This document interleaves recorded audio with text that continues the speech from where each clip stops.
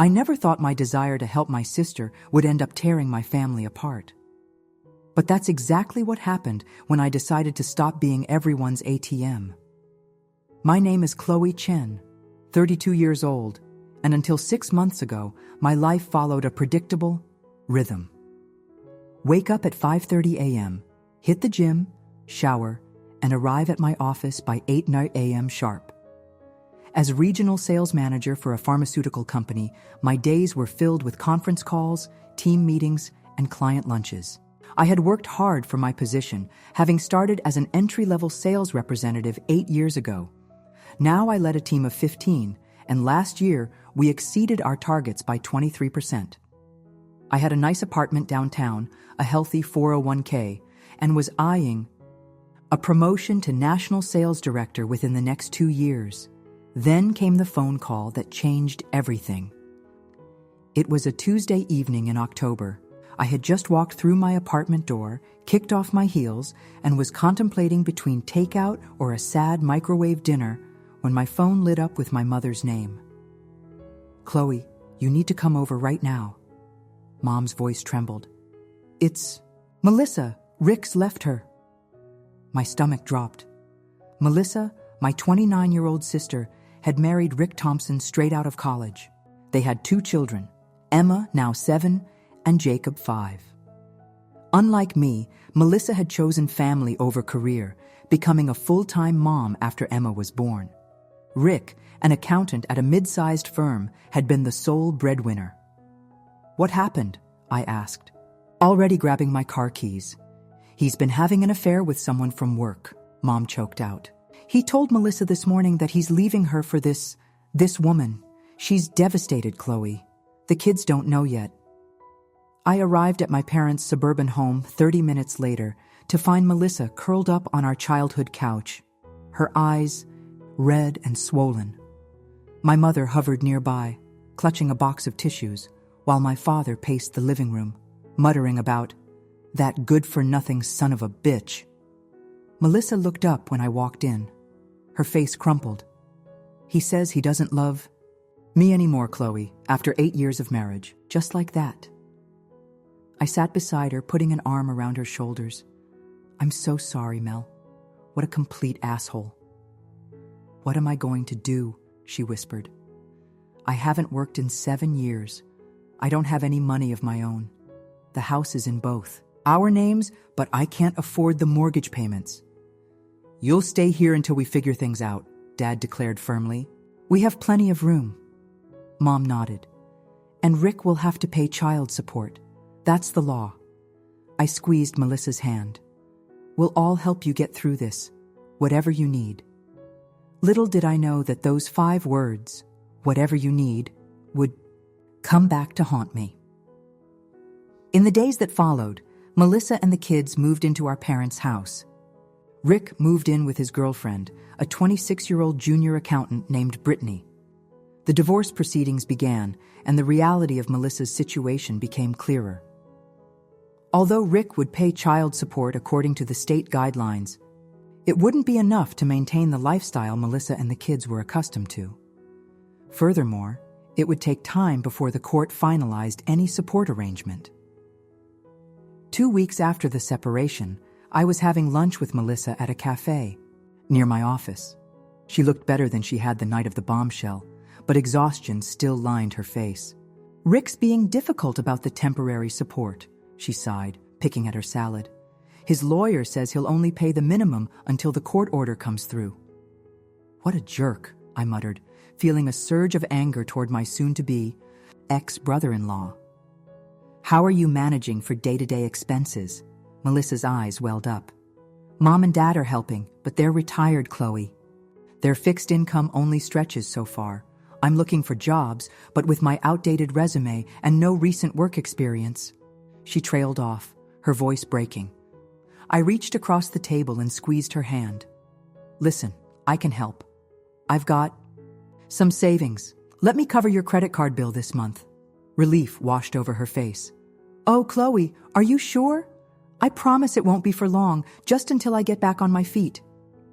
"Of course I'm sure. That's what sisters are for." That afternoon, I transferred $2,000 to Melissa's account to cover her credit card balance. It felt good to be able to help, to alleviate at least one of her worries. And I truly believed it would be a temporary arrangement. I was wrong, Farki. The next month, my financial support for Melissa and her children grew rather than diminished. There were school supplies for Emma and Jacob, new winter coats because their old ones were too small, a laptop for Melissa so she could update her resume and apply for jobs, groceries to supplement what our parents provided. Before I knew it, I had spent nearly $5,000 supporting my sister's family. I feel terrible asking you for more money, Melissa said one evening as we sat on my balcony sharing a bottle of wine. But Emma's school is taking a field trip to the Science Museum next week, and they need $50 for the bus and admission. Plus, Jacob needs new sneakers. He's somehow already outgrown the ones we bought last month. I took a sip of my Cabernet, trying to ignore the twinge of annoyance I felt. It wasn't the kids' fault, their father was a deadbeat, and it certainly wasn't a lot of money in the grand scheme of things. No problem, I said, reaching for my phone to send another Venmo payment. Consider it done. Melissa's face lit up with relief. You're the best, Chloe. I don't know what we'd do without you. As weeks turned into months, my role as Melissa's financial safety net became a given rather than an exception. The promised child support from Rick materialized, but as Melissa pointed out, it barely covered half of the children's expenses. Meanwhile, her job search yielded only a part-time position as an administrative assistant at a local insurance office, paying just above minimum wage. It's something, she said with forced brightness when she told me about the job. But after childcare costs for Jacob, I'm barely breaking even. By the 3-month mark, my savings account had taken a substantial hit. I was never extravagant with my money, but I had always enjoyed certain luxuries, nice restaurants, weekend getaways, designer handbags on occasion. Now I found myself scrutinizing my spending, cutting back on my own lifestyle to accommodate Melissa's needs. One Saturday in January, I was having brunch with my friend Zoe when the topic of Melissa came up. "How's your sister doing?" Zoe asked, stirring her mimosa. "Any better?" I sighed, pushing my eggs Benedict around my plate. "She's hanging in there. The job helps keep her mind off things, but financially it's still rough." Zoe tilted her head. "And you're still helping her out?" "Yeah," I admitted. "Probably more than I should be." "How much more?" Zoe's directness was one of the things I valued about our friendship, even when it made me uncomfortable. I took a sip of water. "About $2,000 a month, give or take." Zoe's eyebrows shot up. "Chloe, that's a lot of money, and it's been what? 3 months now?" I know. But what am I supposed to do? She's my sister, and those kids are my niece and nephew. I can't just leave them struggling." "I get that, but there's a difference between helping someone through a crisis and enabling dependency." Zoe leaned forward. "Does Melissa have a plan for becoming self-sufficient? Has she looked into government assistance programs? What about child support from Rick?" "She's getting child support, but it's not enough. And she's working part-time," I defended. "It's just complicated." Zoe reached across the table and squeezed my hand. "I know you love your sister, but I'm worried about you. This kind of financial strain isn't sustainable long-term. And from what you've told me, it doesn't sound like there's an end in sight." Her words resonated more than I wanted to admit. The truth was, I had begun to feel a creeping resentment, not just about the money, but about the expectation that I would always be there to fill the gaps. About the way Melissa seemed to take my help for granted now, no longer expressing the profound gratitude she had in the beginning. But I pushed those feelings down. Melissa was going through the worst period of her life. How could I begrudge her my support? The first real crack in my resolve came in February, 4 months after Rick's departure. I had been eyeing a promotion that would require relocation to our company's headquarters in Chicago. The position offered a significant salary increase and greater responsibility, exactly what I had been working toward for years. When I mentioned it to Melissa during our weekly sister dinner, her face fell. Chicago. But that's halfway across. The country, she said, her voice rising slightly. What would we do without you here? The we didn't escape my notice. Well, it's not a done deal yet, I backpedaled. Just something I'm considering. I hope you're not seriously thinking about it, Melissa continued, her eyes welling up. Emma and Jacob need their aunt, and She trailed off, but the implication was clear. She needed my financial support. I changed the subject, but the conversation lingered in my mind. For the first time, I found myself resenting my sister's situation and its impact on my life. I had always been the responsible one, the one who planned ahead, worked hard, and made careful choices. Was I now expected to put my own ambitions on hold because my sister's marriage had fallen apart? The following week, my parents invited us for Sunday dinner, a family tradition we had maintained even before Melissa's divorce. The table was set with Mom's best china, Dad's famous pot, roast steaming in the center. Emma and Jacob chattered happily about school, seemingly adjusted to their new normal. As we passed dishes around the table, Mom turned to me. Chloe, Melissa told me about that job in Chicago. I think it's wonderful that you were considered, but I'm glad you're not taking it. Family needs to stick together, especially now. I froze, fork halfway to my mouth. I haven't actually decided yet, Mom. A silence fell over the table. Melissa stared at her plate. Surely you're not still considering it. Dad frowned. Your sister needs you here. I know that, I said, trying to keep my voice level. But this is a major opportunity for my career. I can't just dismiss it without serious thought. Some things are more important than career advancement, Chloe, Mom said firmly. Melissa and the kids are going through a difficult time. They rely on your support. I set down my fork, feeling heat rise to my cheeks. I understand that, and I've been doing everything I can to help, but I also have my own life to consider. What's that supposed to mean? Melissa's voice was quiet, but tense. I took a deep breath. It means I love you and the kids, and I want to help, but I've spent over $10,000 supporting you in the past 4 months. That's not sustainable for me long term. Oh, so now you're keeping score? Melissa's eyes flashed. I didn't realize your help came with conditions. That's not fair, I protested. I've never hesitated to help when you needed it, but there has to be a plan for the future where you're self-sufficient. My plan is to get back on my feet, Melissa snapped. I'm sorry if my timeline isn't convenient for your career aspirations. Enough, both of you, Dad interjected. Chloe, your sister didn't ask to be abandoned by her husband. She needs our support, not our judgment. I looked around the table at my family's faces. Dad's disapproval, Mom's disappointment, Melissa's hurt. Even Emma and Jacob had stopped eating, their eyes wide with confusion at the adult tension. I think I should go, I said quietly, standing up from the table. I'm sorry for ruining dinner. As I drove home that night, tears blurred my vision. How had I become the villain in this story? All I had done was try to set reasonable boundaries after months of unquestioning support.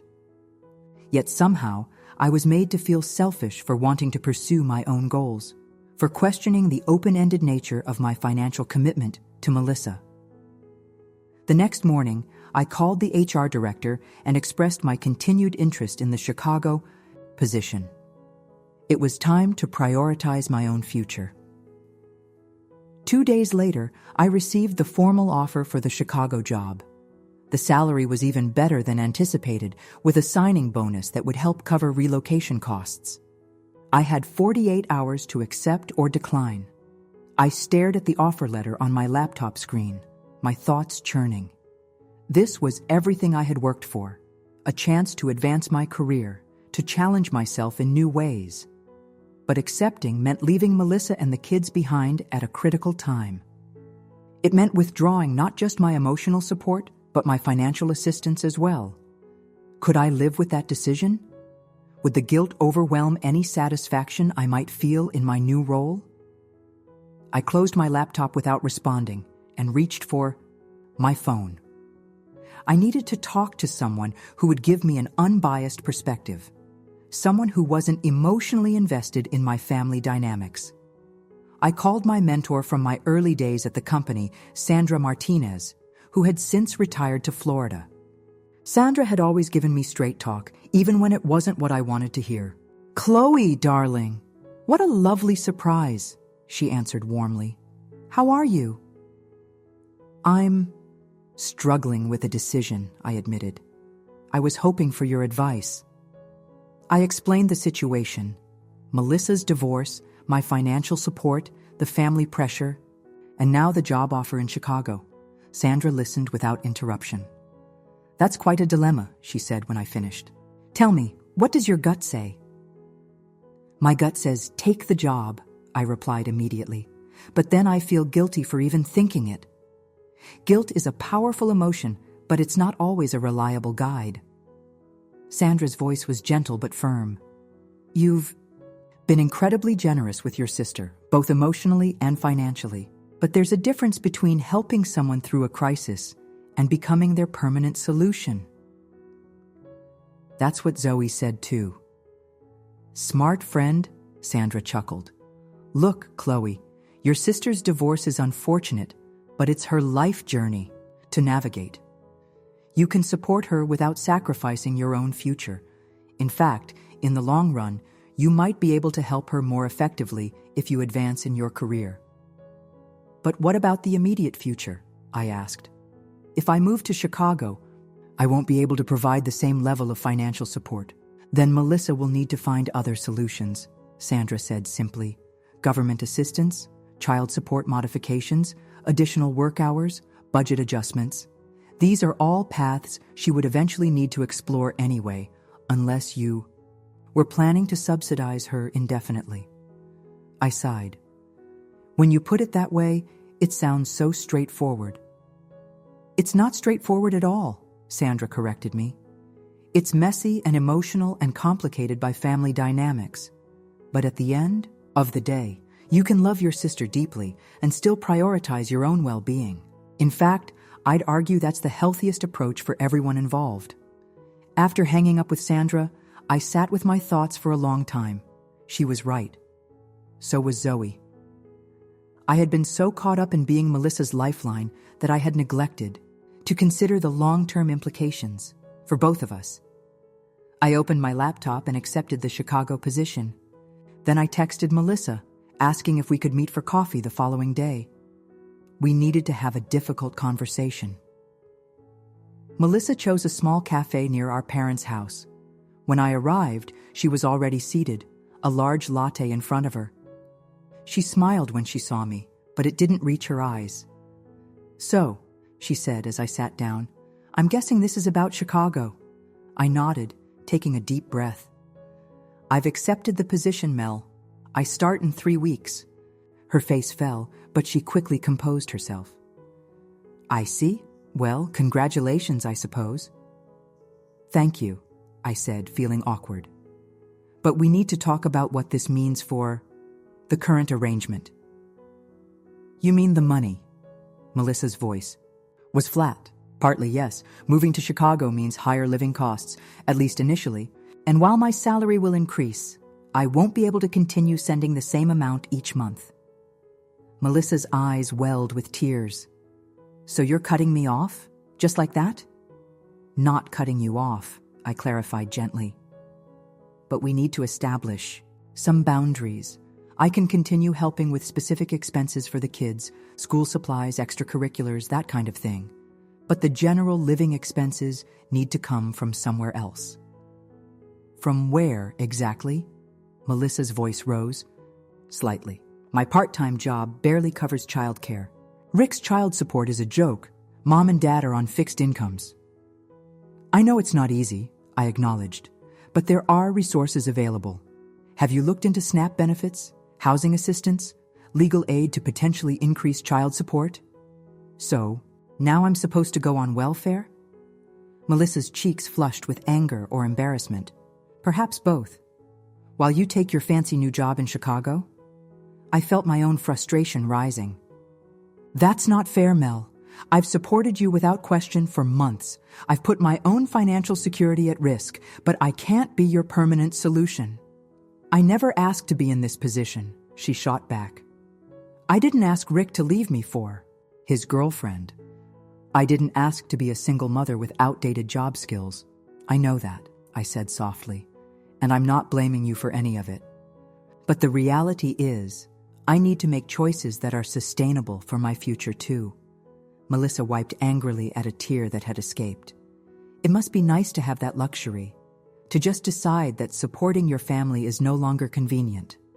Her words stung, and for a moment, I considered backtracking, telling her I'd find a way to make it work, to keep supporting her financially, even from Chicago. But that would only postpone the inevitable reckoning. I'm sorry you see it that way, I said instead. I love you and the kids more than anything, but love doesn't mean enabling dependency. It means wanting what's best for all of us in the long run. Melissa stood up abruptly, grabbing her purse. Well, thanks for the coffee and the life lesson. I need to go pick up Jacob from preschool. She left without another word, leaving me sitting alone in the cafe, wondering if I had just destroyed my relationship with my sister forever. The next 3 weeks passed in a blur of preparations for my move. Packing up my apartment, finding a place in Chicago, coordinating with the moving company. I was so busy, I barely had time to dwell on the tension with Melissa, though it lurked in the back of my mind constantly. My parents were civil but cool when I told them about my decision. Mom cried a little, saying she couldn't believe both her daughters would now be far away. Dad gave me a hug, but reminded me that family should come first.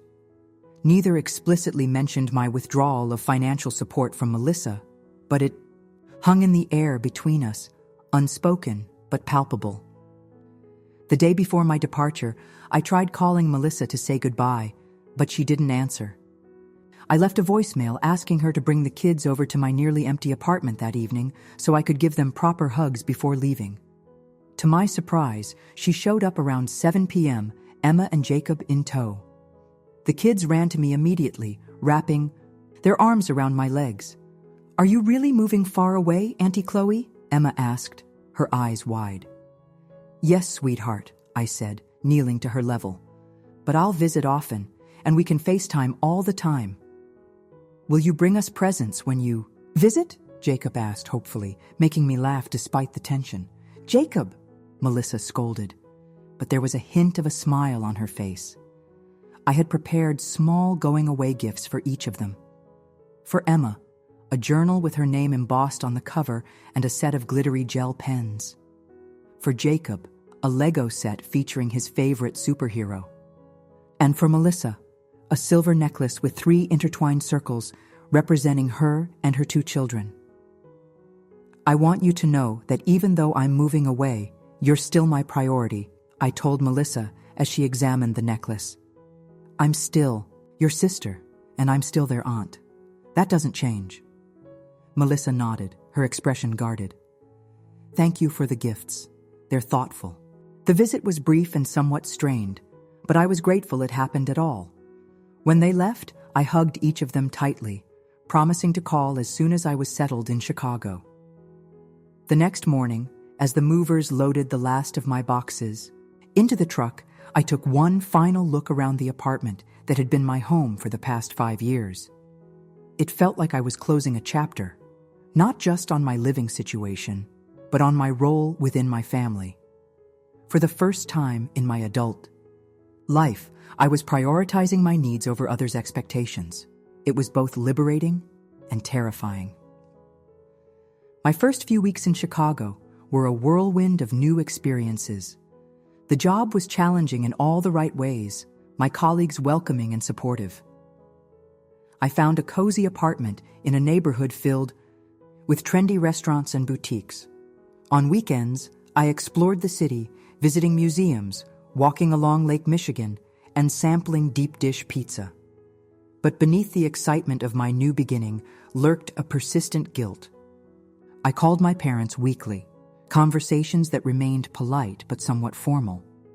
Melissa rarely answered my calls directly, though she did allow me to FaceTime with Emma and Jacob every Sunday. The kids seemed happy enough, regaling me with stories about school and friends, but whenever I asked how Melissa was doing, they gave vague answers that suggested coaching. "Mommy says we're doing just fine," Emma told me during one call, her voice carrying an odd, adult-like quality that made my heart sink. In line with my promise, I continued to help with specific expenses for the kids. I set up automatic monthly transfers to cover Emma's dance lessons and Jacob's soccer fees. For their birthdays, I sent generous gift cards along with carefully chosen presents. But the general financial support I had previously provided had ceased. About 2 months after my move, I received a text from my mother. "Melissa is having trouble making rent this month. She's too proud to ask, but I thought you should know." I stared at the message for a long time, conflicting emotions swirling within me. Part of me wanted to immediately transfer the money, to alleviate Melissa's stress and prove that I hadn't abandoned her. But another part recognized this as a test of my resolve, of the boundaries I had worked so hard to establish. After careful consideration, I responded, "I'm sorry to hear that. Has she reached out to the local housing assistance program I researched? For her? They might be able to provide emergency funds." Mom's reply was swift and cutting. "I see. Well, your father and I will figure something out, as usual." The guilt that washed over me was almost physical in its intensity. Was I being heartless? Had my career ambition made me cold to my family's needs? I called Zoe that evening, seeking reassurance that I wasn't a terrible person. "You're doing the right thing," she affirmed after listening to my concerns. "Your mom is using guilt to manipulate you.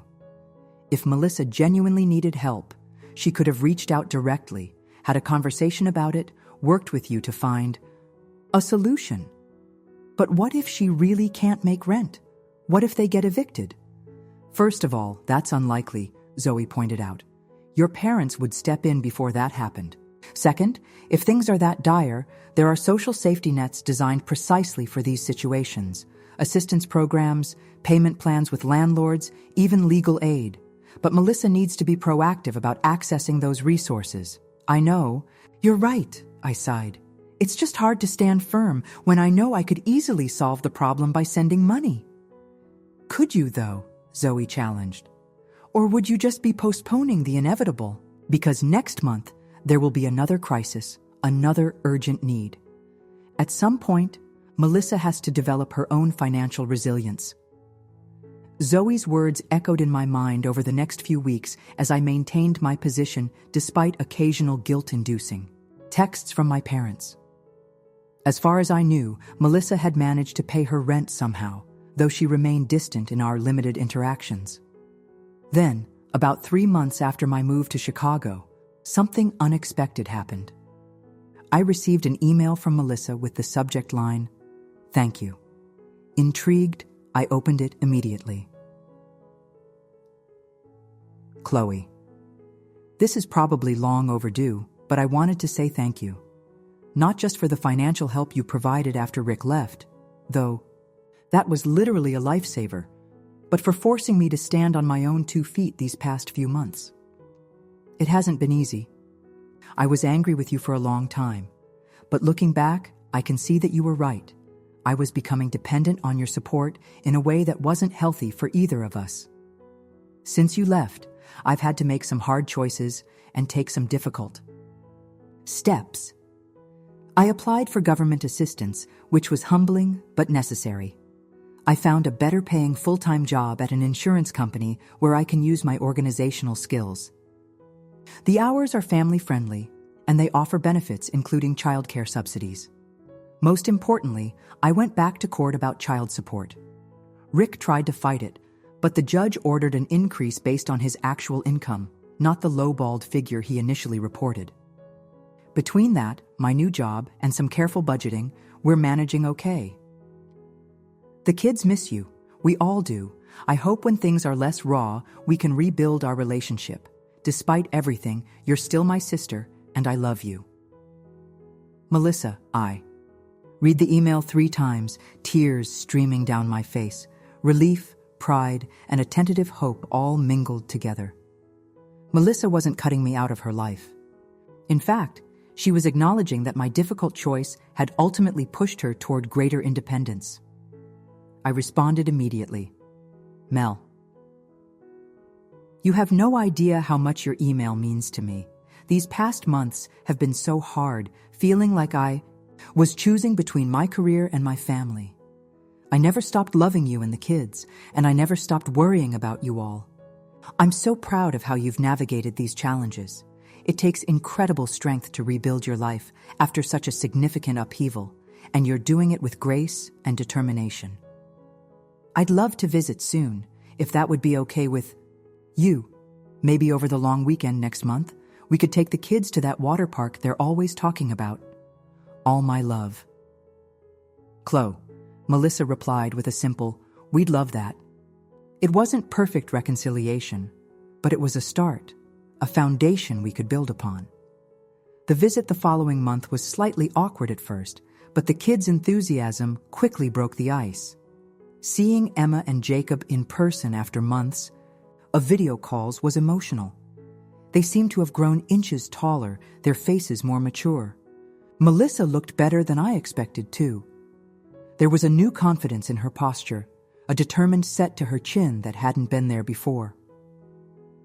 We took the kids to the water park as planned, spending a sun-soaked day racing down slides and floating along the lazy river.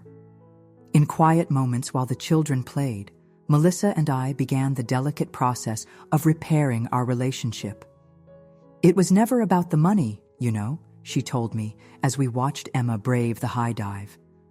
Well, it was partly about the money, obviously, but more than that, it was about feeling abandoned again.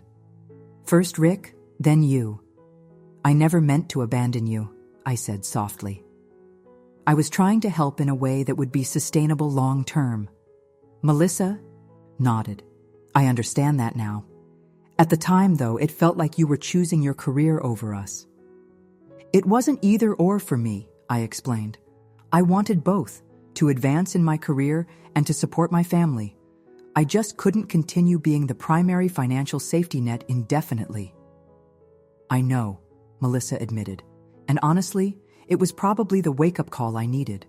I was leaning on you too heavily, avoiding making tough decisions about my future. Our conversation was interrupted by Jacob running over, dripping wet and begging for ice cream. But something had shifted between us. A new understanding had begun to take root. My parents were another matter entirely. When I stopped by their house during my visit, the reception was cool at best. Mom hugged me but quickly busied herself in the kitchen. Dad made small talk about my job, but his questions felt perfunctory rather than genuinely interested. As I was preparing to leave, Mom finally addressed the elephant in the room. I still think you could have found a way to help your sister without moving across the country, she said, her lips pressed into a thin line. I took a deep breath. Mom, I love Melissa, and I love you and Dad. But I also need to live my own life, make my own choices. Just because those choices are different from what you would have made doesn't make them wrong. Family should come first, Dad interjected. From his armchair. That's how we raised you. Family does come first, I agreed. But that doesn't mean sacrificing my own well-being or future. And from what Melissa has told me, she's actually doing better now that she's building her own independence. Mom's expression softened slightly. She is managing better these days, she conceded. That new job seems good for her.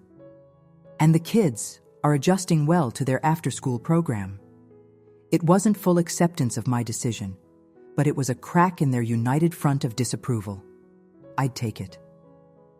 Over the next several months, my relationship with Melissa continued to heal.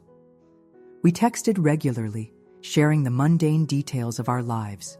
She sent pictures of the kids' school projects and sports games. I told her about my adventures in Chicago, the challenges and triumphs of my new role. We even started having wine nights via FaceTime once the kids were in bed. A chance to connect as sisters and friends, not just as financial provider and recipient. During one of these virtual wine nights in December, about 6 months after my move, Melissa shared some surprising news. "I'm going back to school," she announced, her face flushed with excitement.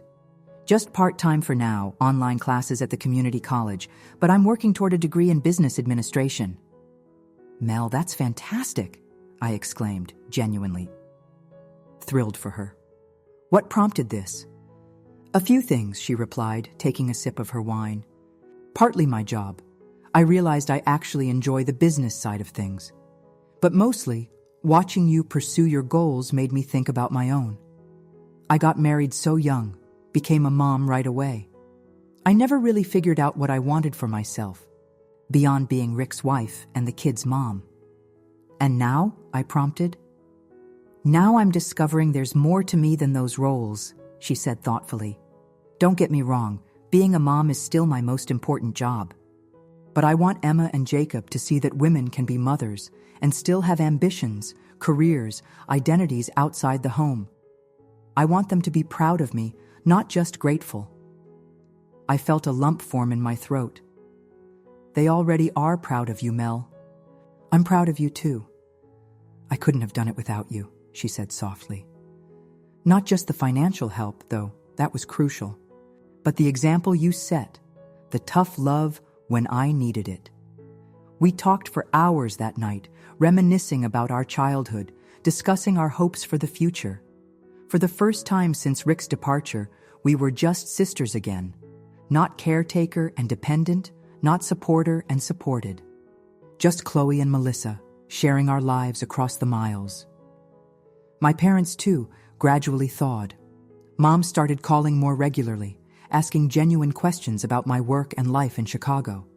Dad even mentioned planning a visit in the spring, something he had previously shown no interest in doing. They were making an effort in their own way to bridge the gap my departure had created.